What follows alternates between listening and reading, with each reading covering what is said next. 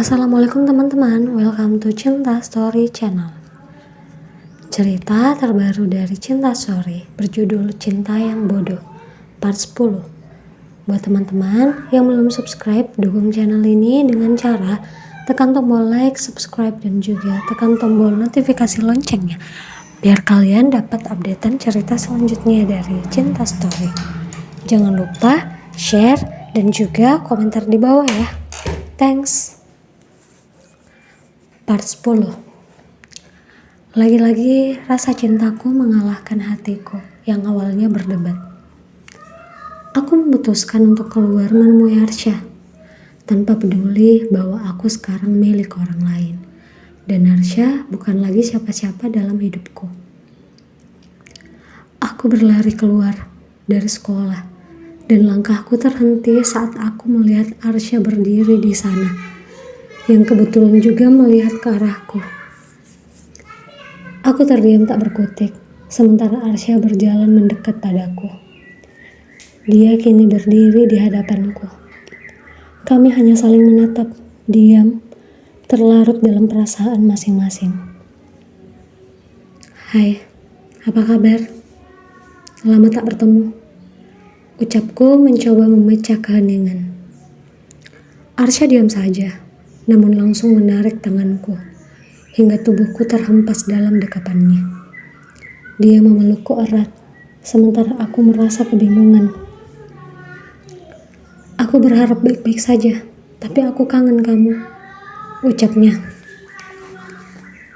Aku juga sangat merindukan dia. Kata-katanya cukup menyentuh, tapi aku sadar kalau dia bukan milikku lagi. Bahkan seharusnya aku mempertanyakan apakah perkataannya bisa dipercaya atau tidak. Aku mendorong tubuhnya agar melepaskan aku. Aku sudah cukup bodoh karena tak mampu menahan diriku untuk pergi menemuinya. Aku tak ingin semakin bodoh mempercayai ucapannya. Kenapa kamu kesini?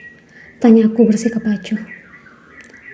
Untuk ketemu kamu, jawabnya singkat. Kamu sudah ketemu aku kan? Kamu bisa pulang sekarang. Mita, aku bahkan rela jauh-jauh ke sini 3 jam naik motor sendirian. Setidaknya kamu menghargai usahaku. Selama kita pacaran, aku selalu setia. Setidaknya kamu juga menghargai usahaku. Tapi sudahlah, itu masa lalu. Kamu juga tidak perlu membuang waktu dan tenagamu untuk datang ke sini demi menemui orang yang bukan lagi siapa-siapa. Waktu kita masih bersama, harusnya kamu rela datang ke sini saat kamu rindu, bukan malah selingkuh. Ucapku sengaja membalas perkataannya. Aku menghentakkan kakiku berbalik lalu hendak pergi. Tapi Arsya langsung menarik tanganku. Mita, sudahlah, maafkan aku. Semua sudah terjadi, ucap Arsya. Terus, maksud kamu apa datang ke sini? Balasku kesal. Karena aku masih sayang. Aku kangen sama kamu. Sangat merindukan kamu, ucapnya. Oke, aku terima alasanmu. Jadi mau kamu apa? Tanyaku. Arsya diam membisu dan kebingungan. Aku berharap dia minta balikan dan berjanji benar-benar akan setia. Tapi dia tidak mengatakan apapun. Dia hanya mengaku sayang dan rindu, tapi tidak ingin menjalin hubungan lagi denganku, memberi status yang pasti. Kenapa diam saja? Kamu masih sayang sama aku kan? Ya sudah, kita balikan aja. Ucapku sengaja memancing dia untuk melihat dan mendengar bagaimana tanggapannya. Maafkan aku, Mita. Aku gak bisa, jawabnya lirih. Terus, kamu cuma mau datang dan pergi begitu saja? Kamu anggap aku apa?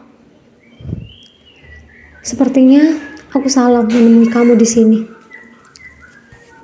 Mita, aku gak bisa.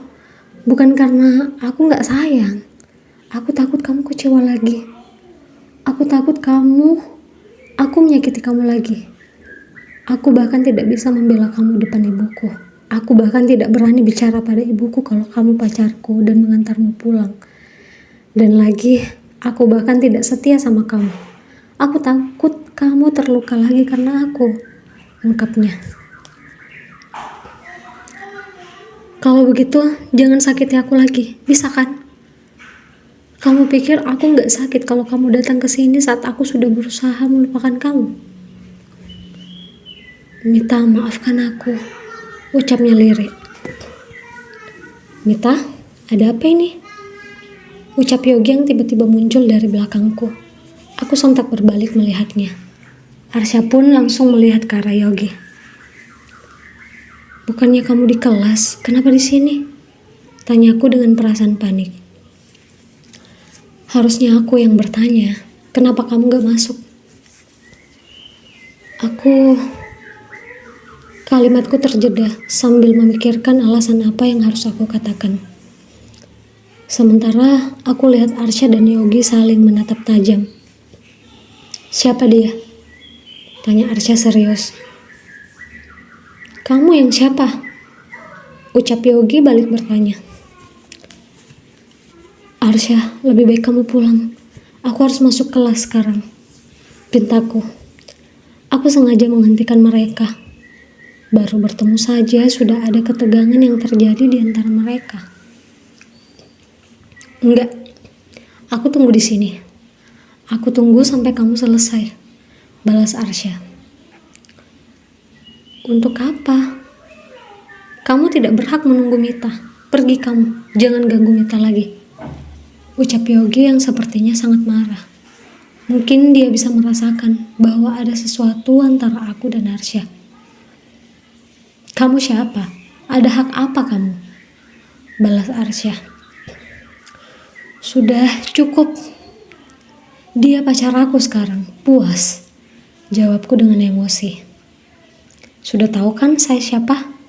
Ucap Ogi yang langsung menggenggam tanganku lalu berjalan meninggalkan Arsya. Arsya terdiam, tak mengatakan apapun. Sambil berjalan, aku terus berbalik melihat Arsya yang menunduk terdiam sendiri. Sepertinya dia terluka dan aku bisa merasakannya. Tapi aku tidak boleh lagi melihatnya.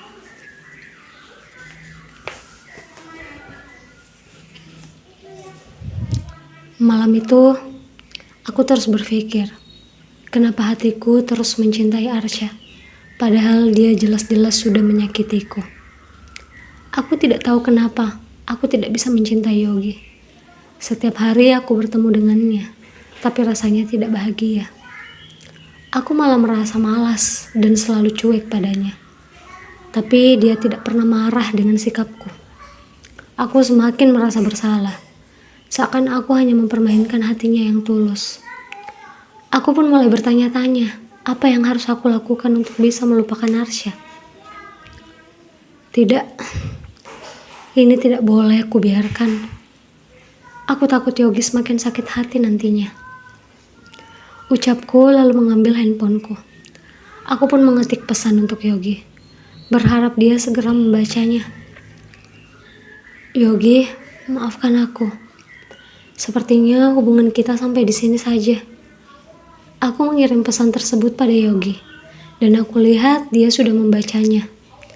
Hatiku merasa lega, tapi juga rasa khawatir lebih besar.